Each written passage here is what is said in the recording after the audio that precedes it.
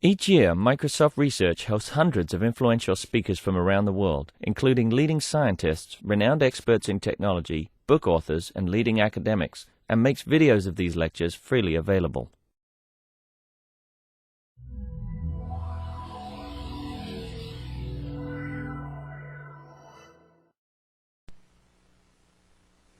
Gary is the chair of computer science at the University of Wisconsin-Madison, one of my old colleagues from when I was at Madison.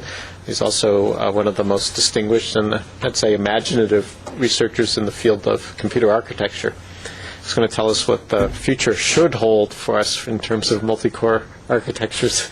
So, Gary? Well, thank you. But before I start, I have a question, and I was hoping to ask that to Tom Ball, and he's not here. Which is, how come he didn't dance in that video? I don't think most people have seen it here. Okay. I got that video, when Gates came on his college tour, before he gave his talk, there was a little video from the alumni of that university, and so we had a video of 6 of the Madison alumni saying good things, and a couple of them were dancing, but Tom didn't dance, so I have to ask Tom, or somebody's got to teach him some moves to dance. Okay. So it's a pleasure being here. And what I wanted to talk about is, in my view, some of the interesting opportunities and challenges that are coming down the road. So whenever we sort of go ahead, it's always good to look at where we come from and learn a lot from our history, because rarely do we make dramatic changes that we forget the past. So let's try and do a little retrospective on the past. We'll talk about the road ahead, and then review some existing parallel execution models, and mainly to put them in perspective to see, what are features or characteristics of those that may or may not be useful going forward. And then talk about new parallel execution models and opportunities. And I'll talk about 2 things. One that we call Program Demultiplexing, that we studied in a reasonable amount, and something else that we call instrument and redundant multi-threading that we are just starting out. And as you will see by the end of this talk, many of these things are all related, and they sort of fall under the same umbrella. So what's happened so far is hardware has continued to get fast, and it's been mostly transparent to software, and that's why software people haven't had to worry too much about it. Okay? And a completely different line of thought is every time you add something to software, it directly impacts performance. Okay? That is the mindset we've been operating under so far. Okay? And that is a direct consequence of uniprocessor execution that limits what all additional functionality one is tempted to put in the software. Okay, in fact, there's been a lot of work now on how can we try and minimize the overhead functionality that we add to the software. Just an observation, 2 different lines of thought, and we'll try and put them together as we go ahead. Okay? The reason why hardware has been so successful is it has done things completely transparently to high-level software. There is a very low-level parallel execution going on, and up at the view of the hardware is there is sequential execution going on. Software is written assuming sequential execution, and that allows the software to be easier to express and easier to get right. Okay? What's coming down the road is, multi-core architectures are already here. And what we are likely to see is, architectures have continued to get more and more complex, big, wide, out-of-order superscalar processors. I suspect we are likely to see a step back in the complexity. We're going to have low complexity cores to conserve power. There are going to be many of them. An immediate implication of that is that there's going to be less exploitation of low-level parallelism, and you have to find other higher-level forms of parallelism to exploit. Okay? And we'll need to figure out how to achieve concurrency in this context somehow. Completely different point is that hardware is going to become increasingly unreliable. And, if you do a addition operation on a processor today, it works. Okay? 5-7 years now, it may depend on the time of the day and the temperature, whether you get it right or not. Okay? In an environment like that, what is likely to happen is we'll need to come up with a combination software-hardware system to enhance reliability, likely to need help from software to enhance system reliability. Software is difficult to get right, even under the best of circumstances. There'll be continuing software unreliability, and perhaps and this will likely result in additional overhead functionality, checking stuff and so on that you put in software to try and get it right. Okay. There'll likely be lots and lots of multimedia applications, which may be amenable to more traditional forms of concurrency. Okay. I suspect, and people who write software are going to have to correct me if I'm wrong, is there's going to be heavier use of modularity, encapsulation, information hiding, all the nice things that software likes to do. And the obvious question is, is that form of software expression amenable to traditional parallelization techniques? Or could it benefit from or match different parallel execution models in the future? Okay. Furthermore, there's going to be heavier use of dynamic decisions and actions. Okay, so statically compiling something and assuming everything works fine is not going to be too useful a model going forward. There's going to be a lot of runtime managed systems. I learned is that the new buzzword? Yeah, that's what. Okay, there's going to be things like that. A lot of runtime decision making. Okay, so. The big challenges, again, they seem to be two separate challenges, but I believe they are related, and hopefully by the end of the talk, I'll try and convince you they are related. Is you're going to have to come up with execution models to achieve execution concurrency on multicore architectures. So that I say, I have a piece of software, there is some core work that software does, figure out how to do it concurrently. Okay? Second, we're going to have to build reliable hardware and software systems from unreliable hardware and software components. Okay? When we do that, there's going to be a lot of additional redundancy in software. Okay? And what we'd like to do is view that additional redundancy as an additional new opportunity for concurrent processing. Yep. I don't quite understand why you are saying that hardware is going to become more unreliable. Why do I say hardware is going to become more unreliable? Unfortunately, that is a result of anticipated process techniques in the future. Okay, we are already getting down to a point where it's of the order of a few atoms. And there are going to be thermal considerations. There are going to be all sorts of other considerations that are going to make hardware operate less reliably than it has so far.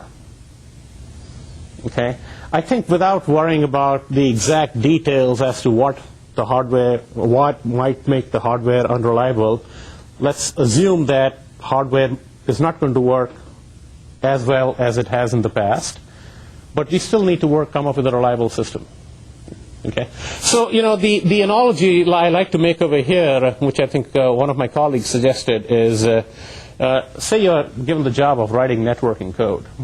Okay, you don't assume the hardware works reliably in that case. You can't assume that a message that you assume the hardware will take from one place to the other actually gets sent, and then you build a lot of mechanisms in the software to make sure that the right thing gets done. The analog is, maybe the ALUs will all be working fine, but there may be something else in the hardware that's not working fine. There's going to be software built on top of that that's going to have to work correctly, even though the hardware is not working correctly. Okay? And when that happens, there's going to be a lot of redundancy, which in my view is going to be an opportunity for concurrency. Okay? Okay, so stepping back, what we have is, take a view of a piece of software being an ordered sequence of tasks that you have to do. You can process them in a given order, that's sequential. Or you could try and come up with some other unordered sequences that accomplish the same. Okay, and that's what parallelism and concurrency is all about. Okay? The model that I'm going to try and propose today is a little different, where what you're going to do is you're going to process the task in some arbitrary order and concurrent order, but give the appearance that they were done sequentially. Okay? So I'm going to separate the processing of a task from giving the appearance of how the task was processed. Okay? And giving this sequential appearance is going to be critical to many, many other things. Okay? So in a traditional parallel processor, in traditional parallel processing, the hardware people build a multiprocessor like we built now, throw it to the software people to use. Okay? That's easy. The software people have to come up with the correct unordered sequences. Okay? This is very hard. And so what software people typically tend to do is they try and insert some order back on those sequences by using synchronization, for example, to ease the reasoning. Okay, so synchronization is basically restricting the degree of unorderedness that you have in those tasks, creating some order. And the more synchronization you insert, the less concurrency you have. Okay? And what has happened is it has been very, very difficult to parallelize transparently in the general case.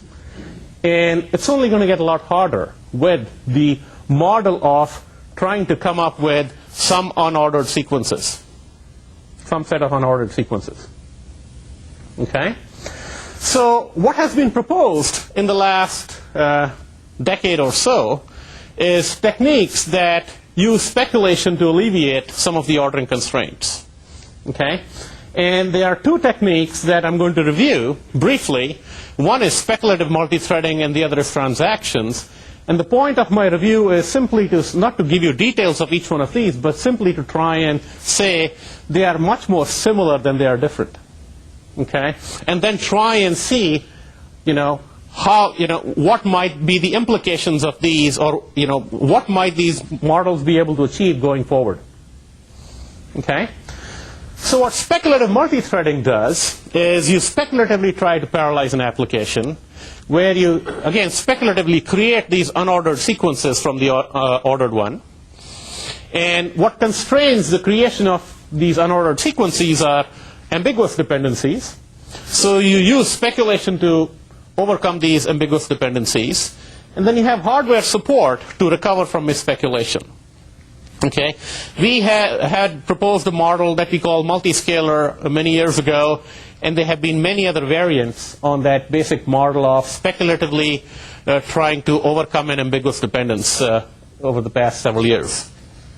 Okay, another example is I have a lock, and I have a lock. I put a lock because I wanted to create some order, and I can speculatively acquire a lock, so speculatively create some kind of an unordered sequence and have hardware support to recover from that misspeculation if necessary. Okay? Then there's this whole work on transactions inherited from the database community, where transactions are essentially a way of simplifying the expression of unordered sequences. And we all understand there's a very high overhead to implement semantics in software, and that's why transactions haven't been a very popular model for expressing mainstream concurrency. If you are expressing concurrency for of the kind that database systems are trying to express, that's great. But for expressing concurrency in more ubiquitous programs, people haven't used that model. Okay? Now, what a lot of people are studying these days are hardware support for transactions. And that's going to exist. And if you step back and take a look at it, the difference between speculative multi-threading and hardware support for transactions really is that in the more general transactional case, it has some flexibility on the ordering that you can have amongst those different transactions. Speculative multi-threading defines perhaps a given fixed sequential order, whereas the more general transactional memory systems don't have restrictions on the order. Okay? The points being over here is that there is little overhead to implement the semantics, and therefore more applications are likely to be written as transactions. Okay. But there are lots of similarities to speculative multi-threading, and therefore these models are likely to have both similar opportunities and limitations. And let me go there next. Okay? So the similarities between speculative multi-threading and transactions have to do with the model that is used to expose the work, the code, to the actual hardware that implements it. Okay? So a good old sequential execution is control-driven at the instruction level. So an instruction is available to execute when the control gets through that instruction. Okay? In traditional parallelization, speculative multi-threading, transactions, all those models are also control-driven, where you initiate the execution of a task when the program control gets to it, or a transaction when the program control gets to it. Okay? The concurrently executing entities, be they iterations of a loop or different transactions, can either be ordered or unordered. The point being is that if I have a control-driven model of execution, that greatly limits my ability to expose parallelism that may be very far down in the program, distant parallelism. Okay? And I actually think that this is going to be the key to try and get reasonable levels of concurrency. Okay, so the obvious question is, can we try and have a data-driven parallel execution model, sort of like data flow, but of course without all the baggage that comes along with it? Okay? So yeah, let's step back a little bit and take a look at out-of-order superscalar processor. So what an out-of-order superscalar processor does is instructions are fetched in a control-driven sequential order. They are executed in a data-driven order based on when their inputs are ready. And then they are put back in a control-driven sequential order. Okay?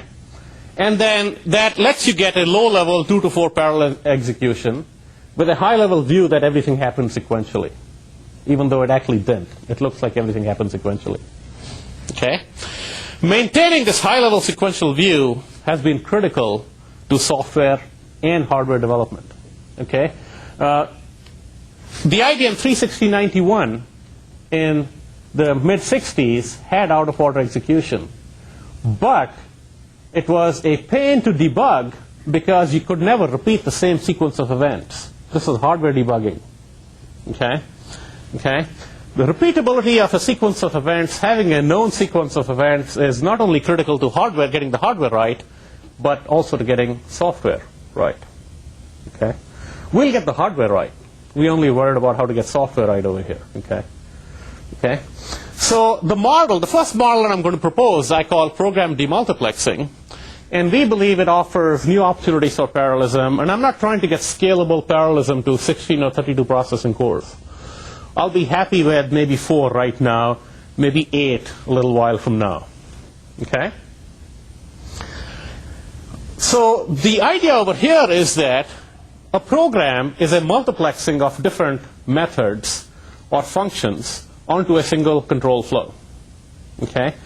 We do that for multiple reasons. Most important being is that that's what contemporary hardware looked like. The hardware could only process one instruction at a time. So you took all the different functions that you had in the work you were trying to do and put them in a sequential order. Okay? And also, the sequential order is a very convenient way of expressing what you want to do. Okay. What program demultiplexing does is you take the methods of a program, demultiplex them, so you can execute them in parallel in a data flow fashion, but you give the appearance of an ordered execution. Okay? And we'll go into complete details of how we do this. Okay, so at a high level, each one of these nodes my program is a collection of functions. It's a sequential program. Each one of these nodes is a function or a method that is going to execute on a different processor. There are some data flow constraints. And what I'm going to do is I'm going to execute the methods of a program based on their data flow order. And then I will eventually put them back in the sequential order that they existed in the program. Okay? Why we choose methods, we will get to it in a little while, and how we do this, that's what I'm going to get to next. Okay? So, here is a sequential program that I have, and it's executing instructions, methods, functions one by one. And here is a method at a particular call site in the sequential program. Okay? What I'm going to do is, I'm going to execute this method earlier in time, and the way I will execute it is, I will have a trigger in the program that is going to launch the execution of a method on a different processor over here. Okay? So there is the same method. Because the method executes remotely, it's going to perhaps take much more time than it would have over here. This trigger is going to have a handler, and I'll tell you what this handler is. This handler is going to set up this method for execution and execute it on a different processor. Okay? So this trigger is a means of reaching distant parallelism. So I can, at this point in the program, launch the execution of a method that I might not see for 2,000-3,000 cycles in the future. Yeah? One thing I don't understand is the execution of any program starts with a single method call, which is called to main, right? And then main might call maybe two functions. So at that point, the program is split into two pieces. So at that point, it doesn't really make sense to parallelize much, right? I mean, you probably want to parallelize when you're sort of deep down somewhere in the call chain, and now you have like 3 or 4 functions. So I'm not sure. So you are asking me to define more what this method is. Which types of methods am I doing this for? I'll get to it. Yeah, something like that, right? I'll get to it. Okay? Yeah.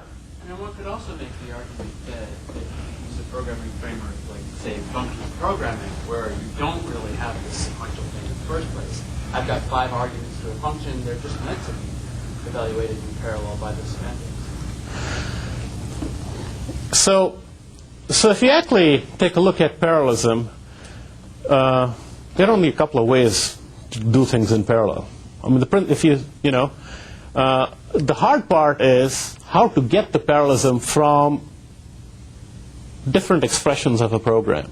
And you're right, if I had a functional expression of a program, then it may allow me to get to this point much easier. I'm trying to figure out how I can get to that point from a control-driven expression of a program, which is likely to be the more common expression of programs. Okay? And you're right, this is for a purely functional, it's trivial perhaps for a purely functional model. But what we want is something that is not purely functional, that is mostly functional. Okay? But, I mean, you're right. That's effectively the kind of things that we're going to try and do. So this trigger is going to be the means of reaching the distant parallelism. Okay? This trigger is going to begin the execution of this method M. And to begin the execution of the method M, I need the parameter for that method. So I'm going to have a piece of code that I call the handler that's going to set up the execution and provide parameters to this method M. Okay? This method is going to speculatively execute on an auxiliary processor. Okay? When it's done, it's going to save its results in a buffer pool. Okay? And by the way, this whole framework I'm going to describe with our proposed implementation, which is fairly hardware-centric. I think, once I describe the overall framework, many of you will see that any one of these things could be done very differently, partly with hardware, partly with software, perhaps almost entirely in software. Okay? Now, when the main program gets to that call side of the method, okay, I will look in the execution buffer pool and see if the result of the method is there. If so, I will use the result of the method. Okay, so rather than doing this much work, I do, which is executing the method, I just do this much work in integrating the results of the method back into the main program. Okay?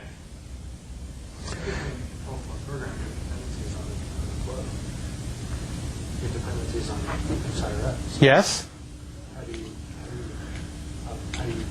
execute this function if you have dependencies higher up the chain? We got to figure out a way to do it. I'll show you next. Yeah. So when you are, if you reach the method amp, the goal size, the method amp, while you are in the middle of the amp, executing on individually, what you are going to do at this stage. So then the question is, if you reach this call site and say, gee, I don't have a result, okay, then I execute the whole method again over here, unless I know that it's partially in execution and I wait for that partial result, for that thing to complete execution. Okay? So when I show you some of our results, you will see that there are many times when we have, well, I don't have the data for that, but there are many times you have partial overlap rather than complete overlap. Okay? But, yeah. I have a question. Maybe you can answer this later. No, please fire away. So usually the input of a method in a typical imperative program is not just the input, but the entire heap. Right? What if a method starts messing around with the heap, and then the regular flow is also accessing the heap? We need to do something about it, don't we? Yeah. Okay. Okay.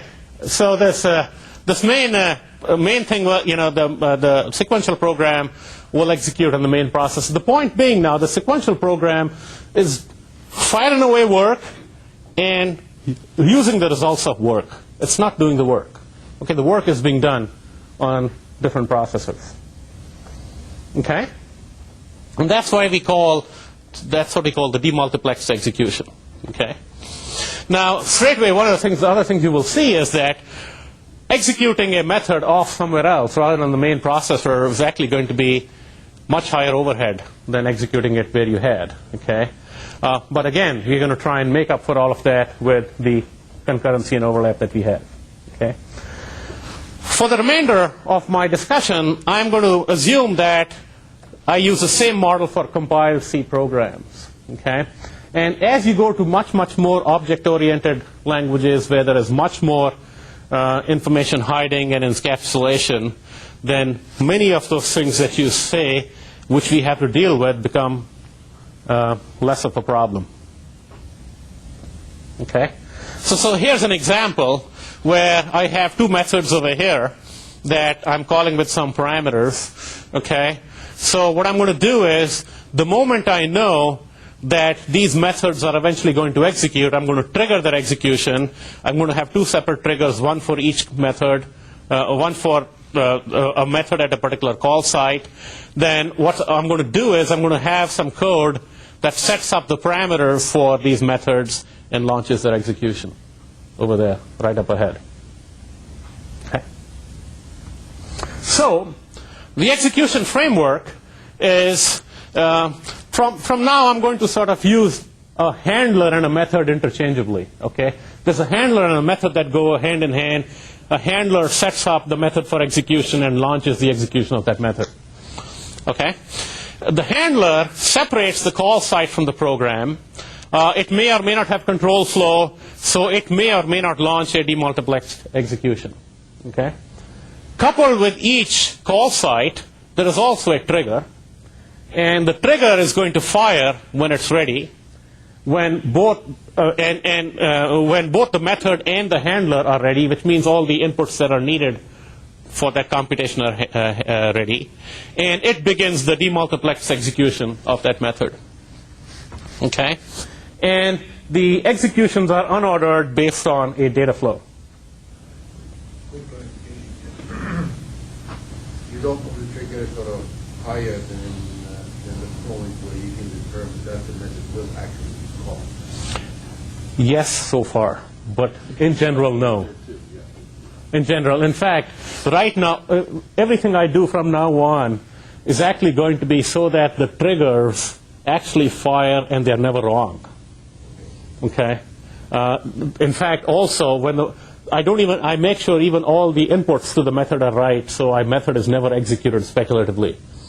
Whereas in general, I could be executing the method speculatively. So what I will describe next are there are many, many restrictions based on our current implementation. Okay? So here's my sequential execution. Again, I have two methods, P and M. In a demultiplexed execution, I could have M execute before P, and then, or partially overlapped with P, and then I integrate the results into the sequential execution in the sequential order. Okay? So why do we choose methods?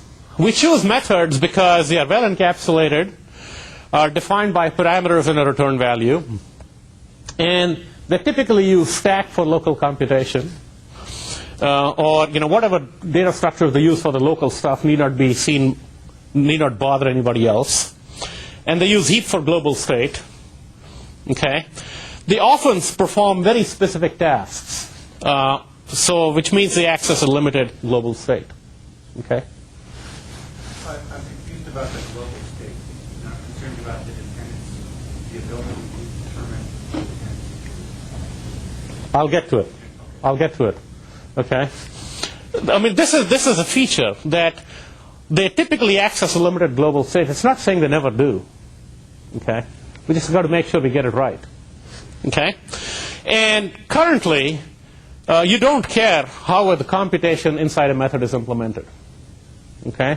What I'm proposing is not only I don't care how the computation is implemented, I'm also not going to care where it's carried out and perhaps when it's carried out.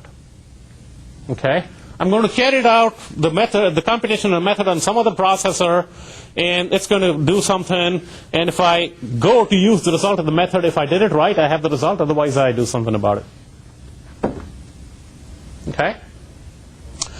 What the handler does, the job of a handler is to begin the demultiplexed execution of a method, and it does so by providing parameters for the execution. Okay. So we have to have some way of specifying the handler. Okay. It's not explicitly specified in the program, but part of it. And again, a lot of the other things that I talk about are going to come from because we are using our sequential model for a C-like language. Okay. We generate the handler for the program, and typically what the handler has is it has a slice of instructions from the call site that provide the parameters and goes back and tries to go as far back as it can, so it encapsulates all the computation that are going to provide the parameters. Okay? Yeah? So in any reasonable program, just have so many of these method calls. I think one of the problems you're going to have is picking which ones you want to do. I think there won't be a shortage of function calls you can make. Yeah. But you just have a million of them that you could potentially make. In this case, if I have the slice correctly, you are executing them way before the program would even know that it would call it. May not. Okay. But just that, even if you knew which ones you were going to call, just the number is going to be huge.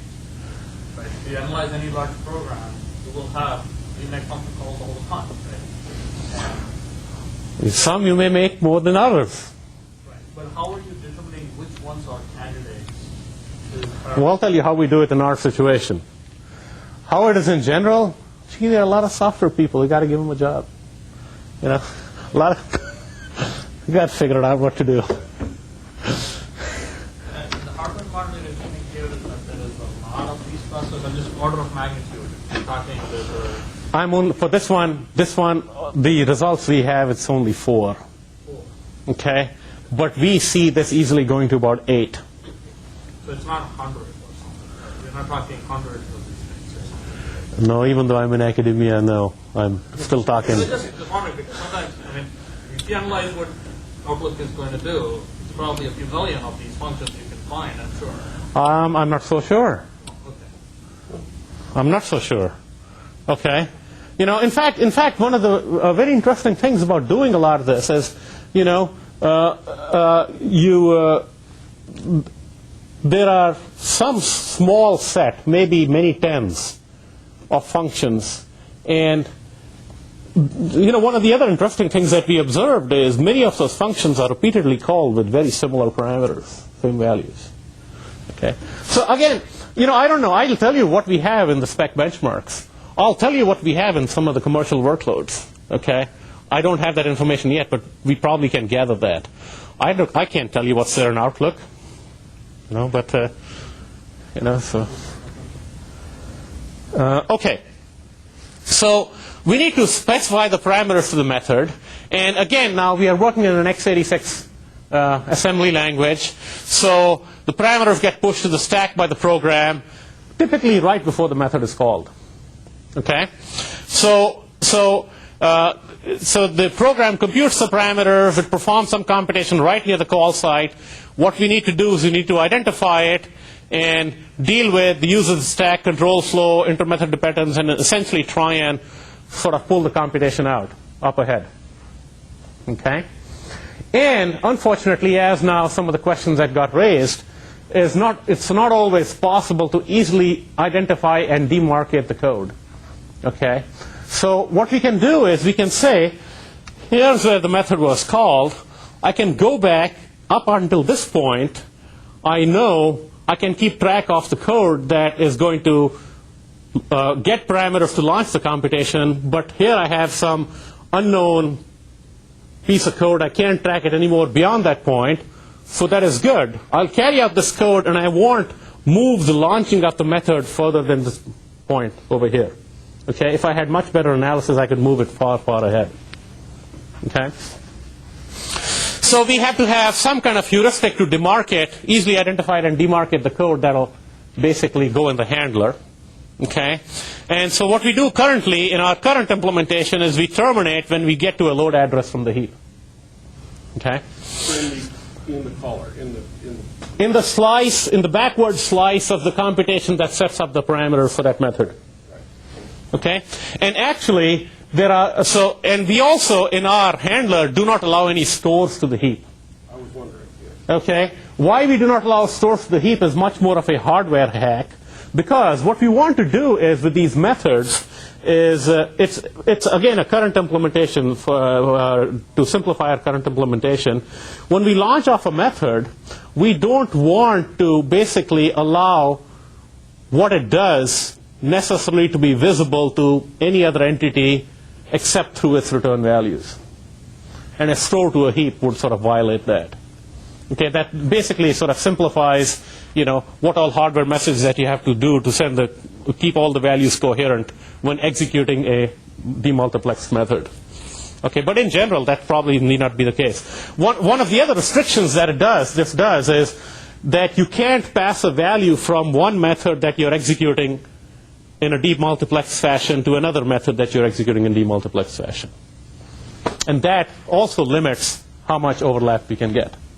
Again, this is our initial cut implementation. Yeah. Do you think hits to the compiler are a solution to that? There are so many possibilities. Once you sort of agree with the basic model, there are so many different directions you can take it in. And hints in the compiler is certainly one aspect of that. Another way is to use a different programming language. Absolutely. or a programming language that has many more of these nicer features that you're trying to exploit. So for the examples that we're going to see, you've gone and manually verified that there isn't such interaction? No. You actually, what we've done is you go back and you create a handler, and then you run the thing and you dynamically see if anything went wrong. And if you misspeculated, then you recover. I see. So you're actually going to instrument the receive it attempt to heap, right? Yes. But are you assuming that you have concurrency where the method is running versus main, parameter? Yes. So the hardware is providing it? Or? Yes. Right now, for us, the hardware is providing, but eventually, I'm sure, if the program had nice properties, some of this could be done in software, and I say that as a hardware guy who has no idea of software. Yeah. But where these constraints take you, since you're not moving any stores into the handler, that heap stores. Yeah. Yeah. The only let's call them transactional problems you have are between two methods running concurrently, but not with the method and the parent, because the method could do a store into something that's observed by the parent. By the parent. But not by another method. But not by another method. That's right. I have a question. How do you know what is a heap store? Pardon me? How do you decide what's a heap store? How do you decide what's a heap store? My student does that. I don't know. It's a store that doesn't use the stack pointer. Something like that. Yeah. Does that include That's a lot of people. argument which had pointers back to my heap that counts as being you're loading from the heap itself? Yes. And for that method, I won't be able to move it too far ahead. Okay? Okay. So then, the next, after handlers, the next thing is a trigger. The trigger indicates the readiness of the method and the handler. And so we set the trigger when the data dependencies of the method are satisfied. So in the case of where you have these parameters that have all these mungy things to somewhere else, we won't set the trigger point before that. If I could actually get the trigger point well ahead of time, that's when I'd set the trigger point. Okay? It's going to fire when the method and the handler are ready. It's going to begin the execution of the handler. Okay? And again, the way we do it is we do a lot of profiling. And we, profile program counters, load store addresses, and analyze the state that is going to be needed for the handler and the method, and figure out the point in time where that state would be ready. And then we actually profile for multiple different executions or multiple different paths, and try and find a trigger point for multiple different executions and paths that would be stable. So if it launched the execution of the method, there wouldn't be any violations of dependencies. Okay?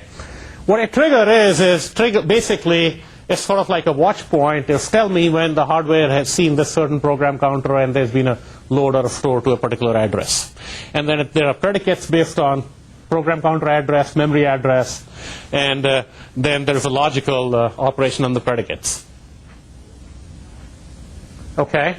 So the demultiplexed execution, you launch it immediately on an auxiliary processor, and we are assuming, we have a processor available, and you could have, you could do much better things with it with more intelligent policies. And again, in our current implementation, we have an execution buffer pool that holds, it's cache-based storage that holds results of demultiplexed executions. Each execution buffer pool entry also keeps track of the read and the write set of the method. So all the inputs that were used, all the values that were read, addresses that were read, all the addresses that were written to that weren't local. Okay, so all the local stuff it need not keep track of. All this local stack. Okay, and the parameters that are used and the return value. Okay. I don't want to go into some of the hardware details, but somehow assume that it magically happens. Okay? So now, here's some results from an initial implementation that we have for some of the spec benchmarks.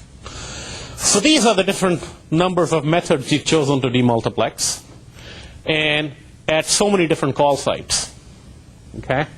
And these methods account for such a large amount, this percentage of the overall execution time.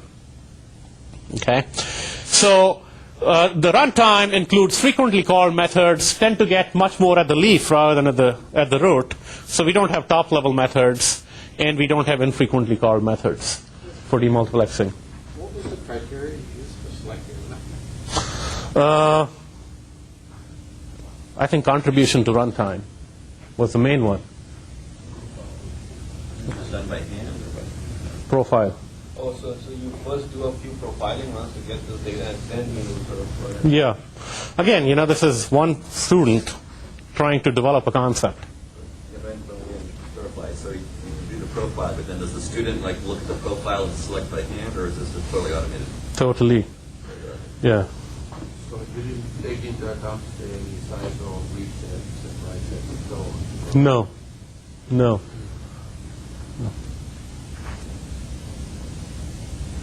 Okay, so here's the interesting graph over here. This is the ability to reach distant parallelism. Okay, so here's a sequential point. Now here's a sequential execution. Here I have a method that I have chosen for demultiplexing, and say it takes some execution time A. Okay, B is the time from the beginning of this method in the sequential execution to its trigger point with the setup that we have. Okay, and there are many restrictions on the setup. And what the chart has is the plot of the ratio of B over A. Okay, and this is sort of on a log scale. Okay, so B over A equals 1 says that, hey, I could launch the execution of method on a different processor right before the method is due to be called. Sorry, no. Okay. One method ahead of time. Okay, one method ahead of time. You can overlap. In the best case, you could overlap the entire case. Do they include cost of the setting it up? Not yet. Not yet. Okay. I will show you what those costs are, and they can easily be a factor of 4. Okay. So what we really want is methods that have much greater than 1. Okay. Okay. But hey, this is not bad. For so many of the methods, you actually were able to launch them well ahead of time. Okay? It's just that your sequential expression of the code prohibited you from doing so. So crafty being 60% means that B over A is 1.6? No, 60% means 60% of the points over here are greater than 1. 60%. Okay, so 72% of these points are greater than 1 over here. Looking at cases where the method was executed, you could use the results of the method, you didn't have to throw it away. That's all.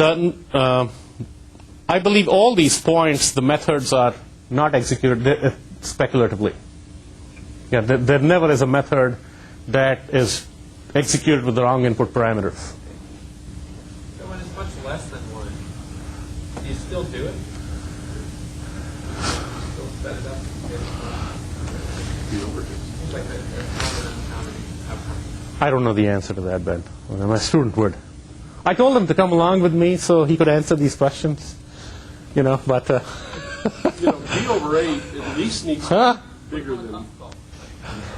I'll have him come. Oh, yeah. B over A at least needs to be bigger than A times 1 plus overhead. I mean. Yep. But again, Burton, remember that again, this point is set up based on our defined by our current way of going and generating the handler. So for example, the one way it turns out if you take a look at malloc, okay, it's called with a small number of parameter values.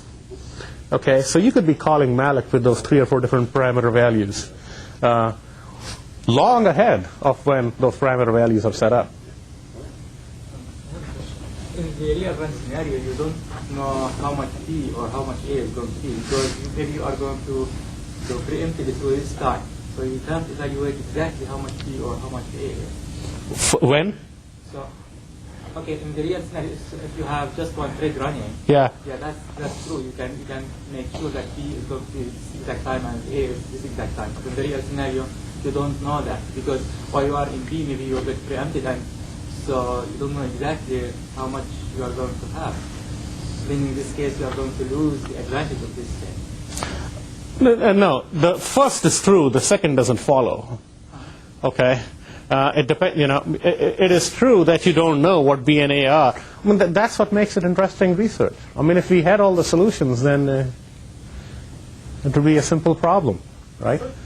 I mean, this is a classic software analysis problem. You said that the handlers weren't allowed to write to the heap, and yet malloc will always write to the heap, so we can't do this with malloc? Malloc is an interesting example because it actually violates your requirement. But the funny thing about malloc is that it's semantics. Ensure that even if you executed it early on, it doesn't really not change the semantics of the program, even though it writes to the heap. It's a funny example. Yeah, and I think our constraint of not writing to the heap is simply our initial, we got to get the simulator right constraint. That's right. There's a lot of speculative state management that the simulator does that you got to get it right. So that's the main constraint over there. Other questions or comments? Okay, so this is gives you another idea of all the. That was just sort of a potential kind of thing. This is in the actual simulation.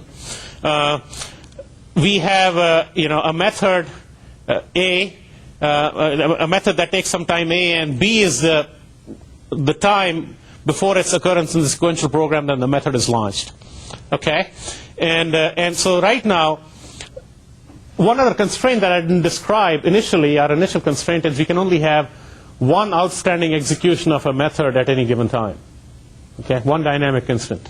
That is severely restrictive, but the previous graph, I believe, has that. Okay, so here, on the average, for Crafty, you could launch a method 240 cycles ahead of when it occurred, and there are some methods you could launch 1,000 ahead.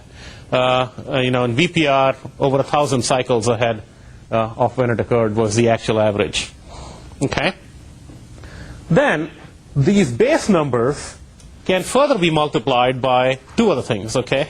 One is C is an earlier point in time if I allowed multiple dynamic instances of the same method. Okay. So you can move these up by another 1.5 or so. Okay.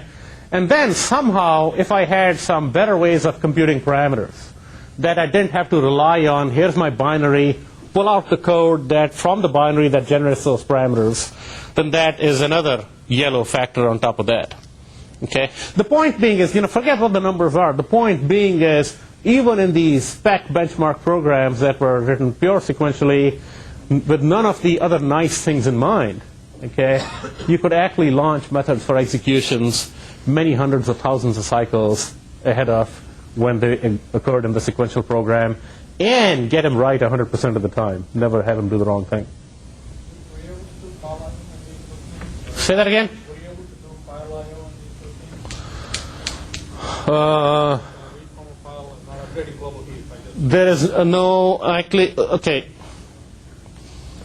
I don't think there's any I/O stuff that one does over here.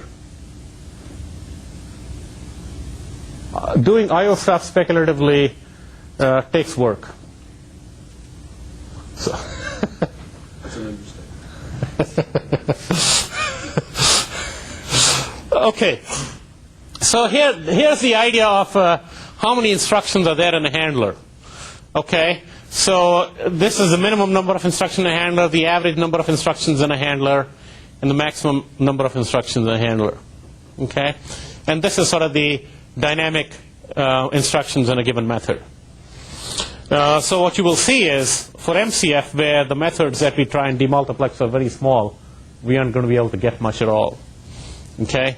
For Crafty or VPR, where we have sizable methods that we can launch up in parallel, we're going to get fairly reasonable speedups over here. And these are the percentage of the instructions. Okay, so this is not, the words are not right over here. So for MCF, the handler has roughly the same number of instructions as the method. That's why it's about 100. Okay. This is the write set in terms of cache lines, and doesn't include local stack computation. And this is the read set in terms of cache lines for the different methods. Again, average and max. Okay, so the write set is of the order of a few cache lines. The read set is of the order of, about 10 cache lines. Okay, here are the overheads of demultiplexed execution. If I launch off one of MCF's methods on a different processor, okay, remember those are 13 instruction methods. It's going to be on the average 5 times slower on a remote processor than on the local processor.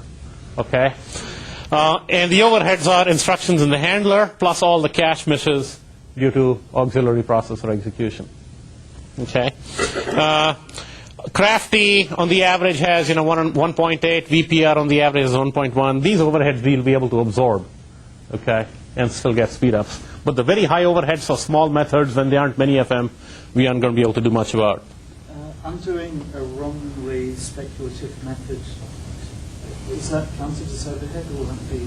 So actually, it turns out the way we set up our triggers, a method is never executed incorrectly with wrong parameter values, and dependencies are never violated. So remember, one of the things that we do is when we set up a trigger point,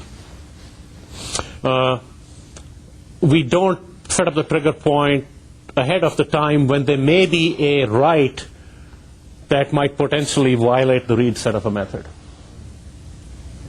Okay, so that limits how far we can move it up. We could move it up a lot. Pardon me? That's the main thing that limits it, right? That's one of the main things that limits it, and still it's got. And we still have a fair amount. Okay.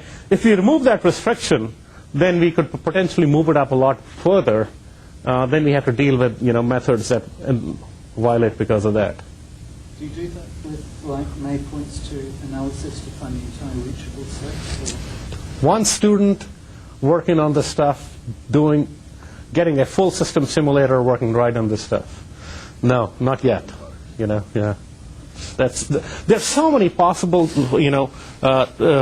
ways this can go forward. I think the whole point at this point is I believe it's an intuitively appealing model, and I think it's more appealing than many of the other models that are being explored. Any shared caches here, or they were separate? No, they are shared caches, and the way we try and integrate the write set back into the main program, the results back, and the way we try and get the read sets right and so on are via a coherence protocol. So, but it's not vanilla hardware by any means. It's we have our own variants in the hardware. Okay. This is on the average the number of executions that are held in the execution buffer pool per use. Okay, so MCF doesn't keep many, gzip doesn't keep many, Crafty has a fair amount, VPR has a fair amount, and you'll see, of course, those are the ones that are going to get more of a speed up based on our consideration. Okay, and this is the number of cycles that those results are held on average. Okay. Yeah. You had four. You said you did all the components at one, right? You had one express. No, all our model is set up with 4 processors, 1 main processor and 3 auxiliary processors. So where is the scheduling of which one runs on which one be done? Is that the hardware auto scheduling? A trigger launches off a method. Okay. If there is a free processor available, the trigger succeeds and the method launches for execution. If there is no free processor available, the trigger fails. Okay, right. So it's not queued or no, not in this. Okay. Yeah. In general, that adds some overhead if you decided not to do a fine decision but actually do the work, because then you have a scheduling overhead that is way more than those numbers. Then you have a lot of research to do to reduce that overhead.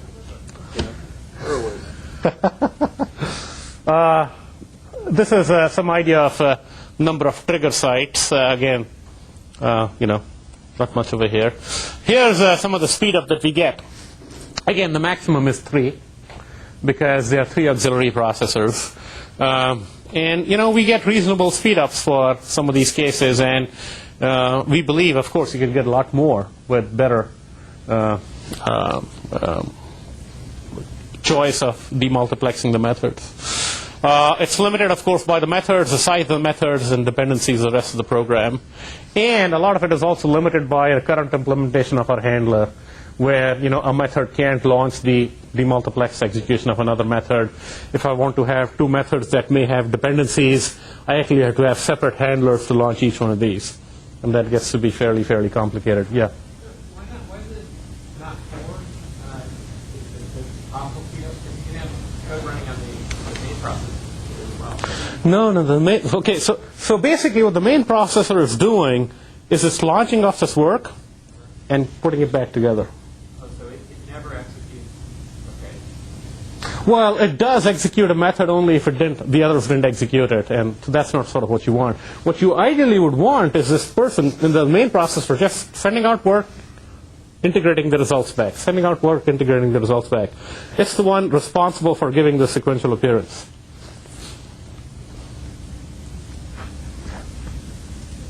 Okay, so that is sort of what on program demultiplexing.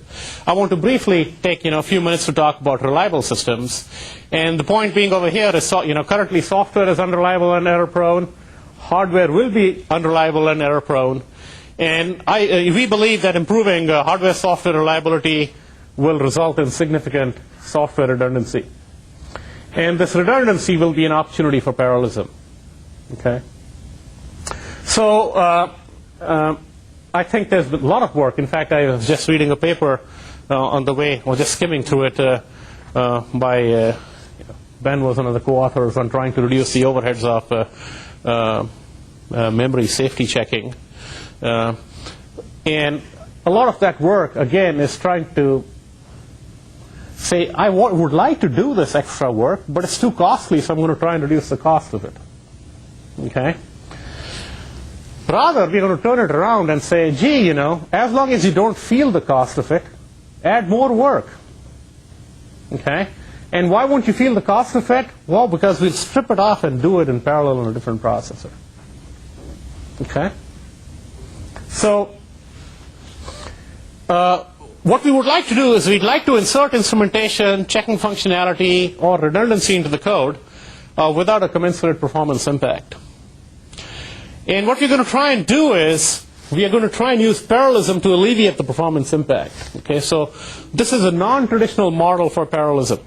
Okay, if we are successful in parallelizing this overhead, that will encourage people to insert even more functionality, which means even more opportunities for parallelism.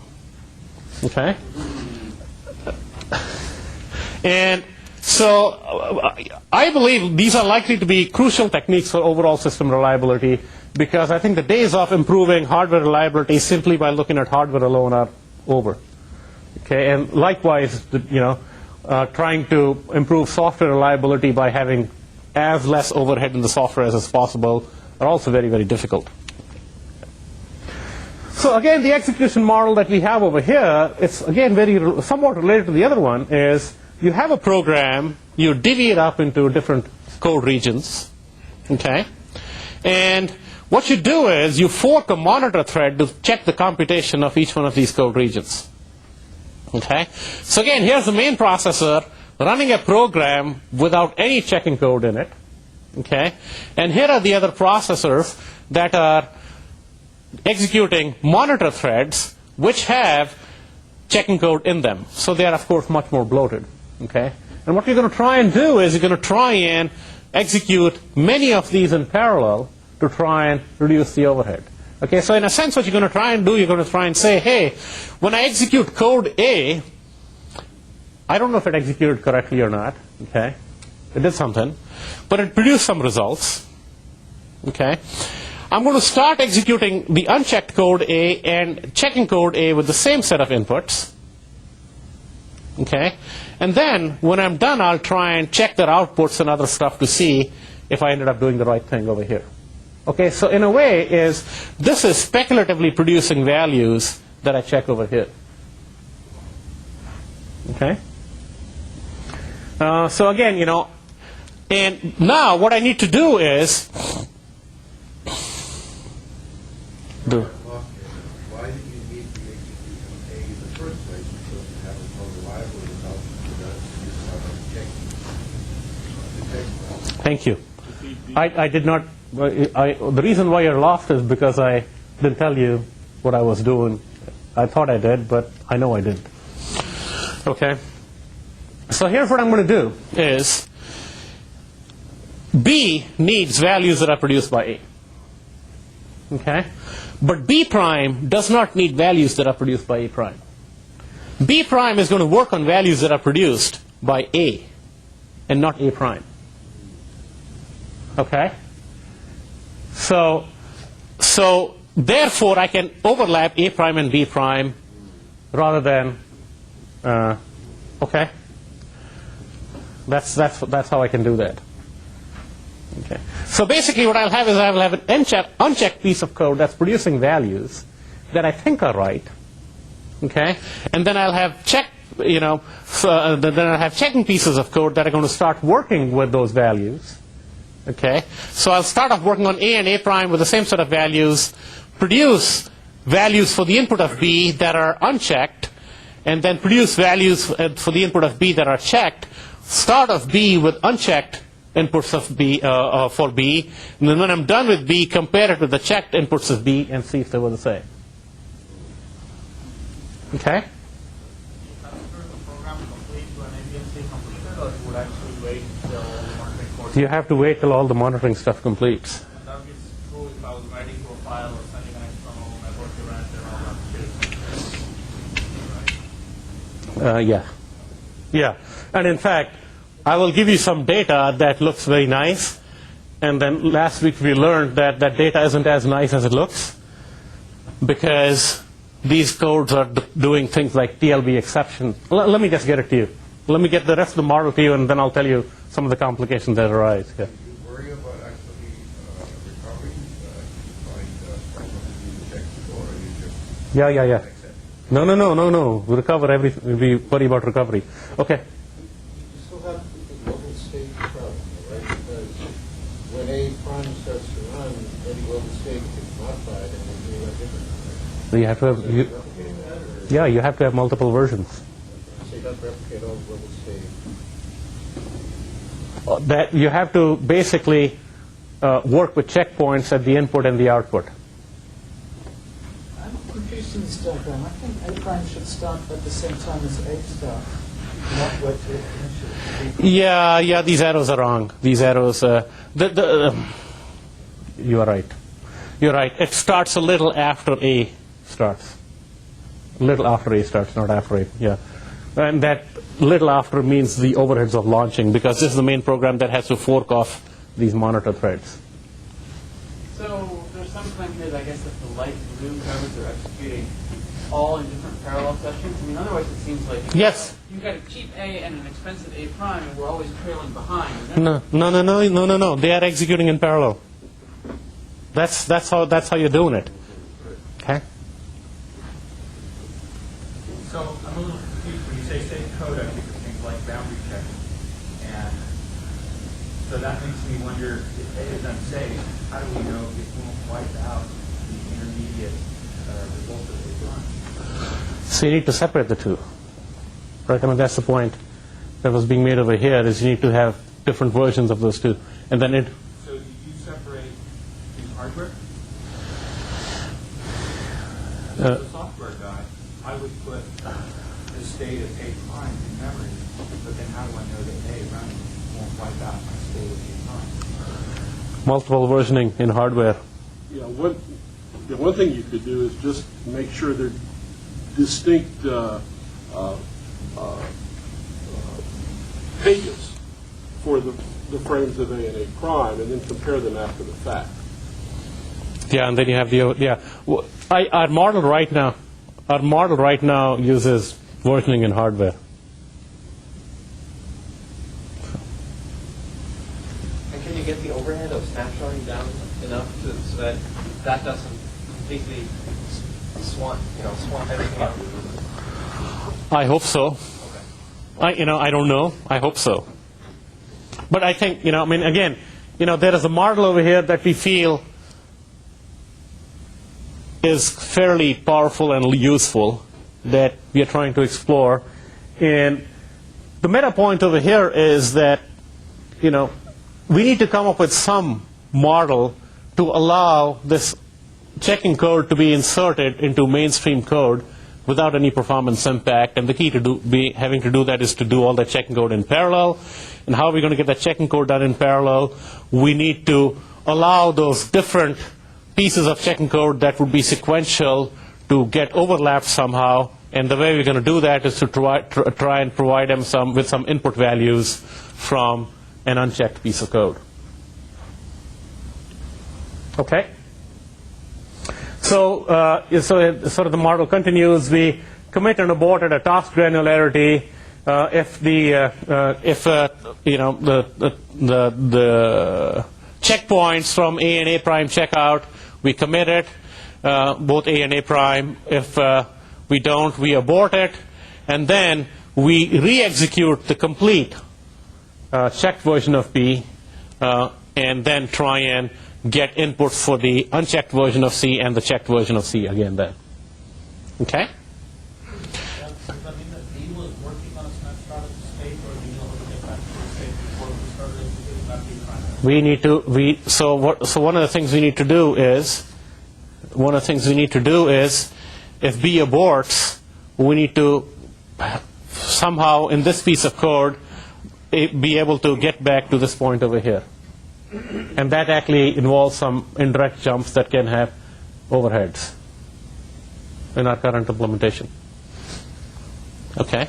But if B prime aborted, why do you re-execute B then again here with a check code? You know it's going to fail, right? No, because B prime could have aborted for either, sorry. B prime could have aborted because B did something wrong, unchecked. If B prime did something wrong unchecked, then that's a different abort. Okay, but if we had a unchecked piece of code that was generating values, and then the checked piece of code said, well, you did something wrong, but here's the correct way of doing it, okay, then I can integrate B back in. Are you with me on this? Yeah, but don't you have those results from B prime at that point? You do. Right. Wait, but okay. At interrupt types, okay, can I execute user code on one processor, system code on one processor, or go further? Can I execute different interrupt handlers from the system code on different processors, and so on? Okay, especially in a server-oriented multi-thread environment where there are multiple threads, each thread has a multiplexing of different kinds of functionality. Okay. It turns out, if we actually do simple things like separating user and OS or send different interrupts to different processors, you have huge instruction cache benefits. You know, factors of 3 to 5 improvement in instruction cache miss rates. Factors of 3 to 5 improvement in branch predictor miss rates. Okay. And in some of those cases, you can actually get potential data cache benefits. Okay? The interesting challenge over here is now, can we do this in a manner that's transparent to the operating system? So the operating system says, hey, you know, this piece of code is executing in processor 1, and all of a sudden I take the user part of this piece of code and execute in processor 2, and the OS part of it execute in processor 3, and the OS is still thinking it's all executing in processor 1. Okay, how can I do that? Because if I can have a very flexible way of sending code, this is sort of the version of Jim and one of his co-authors did his work on cohort scheduling. It had wonderful benefits on all sorts of instruction processing, hardware instruction, but the software model was very different. Okay, and so the question over here is, can we work with the existing software model and try and do this under the hood? And so there's some really interesting opportunities over there, I believe.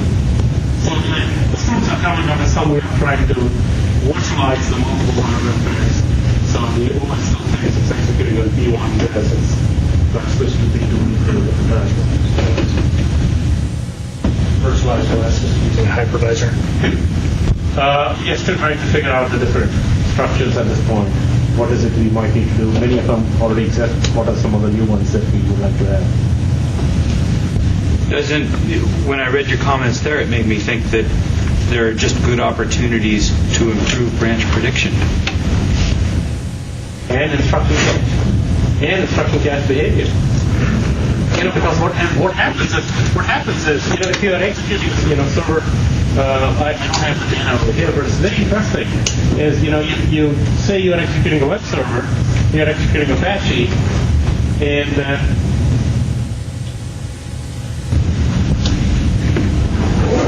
60 to 70% of all the instruction cache blocks in the different instruction caches are the same.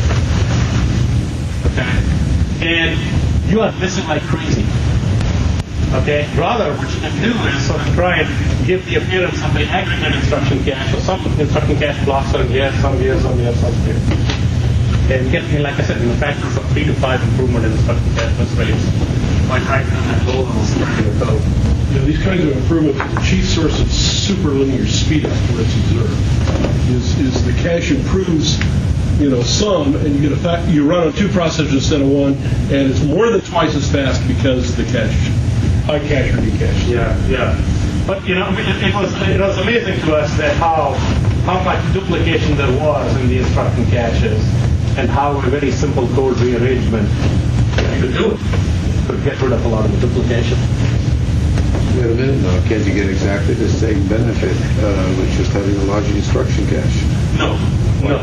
You cannot, because no matter how large, in fact, that's exactly the wrong thing to do. Okay. Because if you increase the instruction cache, then you create even more duplication in the instruction cache. Right? No, I was thinking instead of having, it's a question, what are you going to use your real estate for? Now you say, okay, we'll have multiple processors, each one with a small cache. But if you say, well, we'll throw away a couple of the processors and we use that real estate to increase the instruction cache. If there's a shared instruction cache, yes, that's what we would achieve. But building a shared level 1 instruction cache is not I practical. wasn't suggesting that. Yeah. I wasn't suggesting that at all. Just for each processor, increase the size of each instruction cache instead of having to jump between the different processors. That won't work. All right. Because each processor will increase the size of its private instruction cache. Right. Okay, and different processors run, like the first request from Apache, second request from Apache, they'll have the same code in them. Yes. And if they're larger, they'll keep it more efficient around for longer. But they'll even more information of less. Okay, so that's even more inefficient use of instruction cache resources. So, in the extreme, if all the instruction caches have the same blocks of code, then effectively the working set you're capturing is only the size of one instruction cache. Whereas if you have 8 processors and each one of them is keeping a different part of the working set, you have 8 times each individual cache capacity that you're utilizing.